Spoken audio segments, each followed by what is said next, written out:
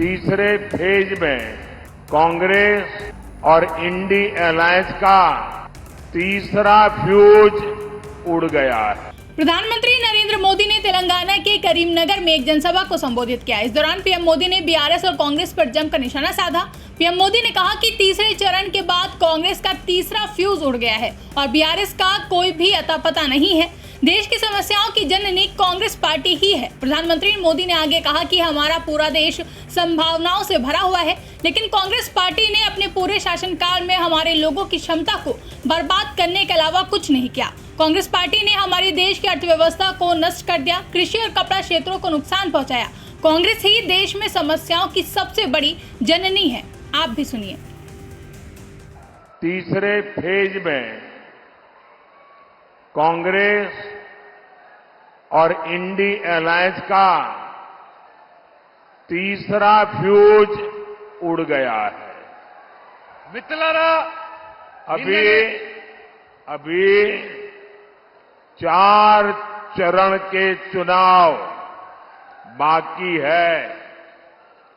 जनता जनार्दन के आशीर्वाद से बीजेपी और एनडीए तेजी से विजय रथ को बहुत जनता जनार्दन आगे ले जा रही है।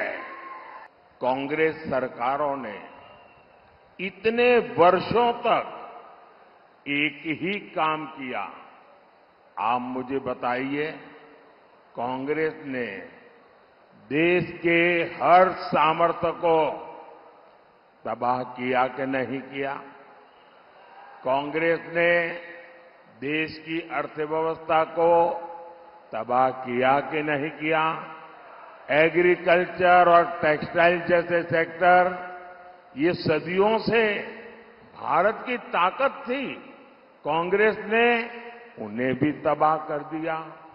इसकी सबसे बड़ी वजह है कांग्रेस ही देश में समस्याओं की सबसे बड़ी जननी है।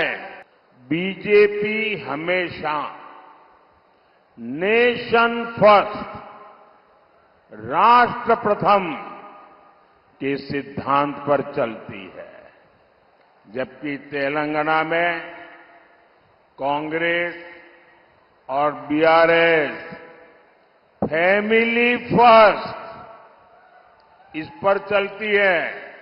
ये लोग ऐसे हैं, इनकी पॉलिटिकल पार्टी ऐसी है, by the family, for the family, of the family, यही इनका खेल है। कांग्रेस और बीआरएस में कोई अंतर नहीं है। ये एक ही चट्टे बट्टे के लोग हैं, वो एक ही सिक्के की बाजू है। कांग्रेस और बीआरएस को कौन जोड़ता है? कांग्रेस और बीआरएस को करप्शन जोड़ता है, करप्शन। कांग्रेस बीआरएस को जोड़ती है अपीजमेंट की पॉलिटिक्स, तुष्टीकरण की राजनीति। कांग्रेस और बीआरएस को जोड़ती है इनका जीरो गवर्नेंस का मॉडल। इस गठजोड़ से हमें मिलकर के तेलंगाना को बचाना है।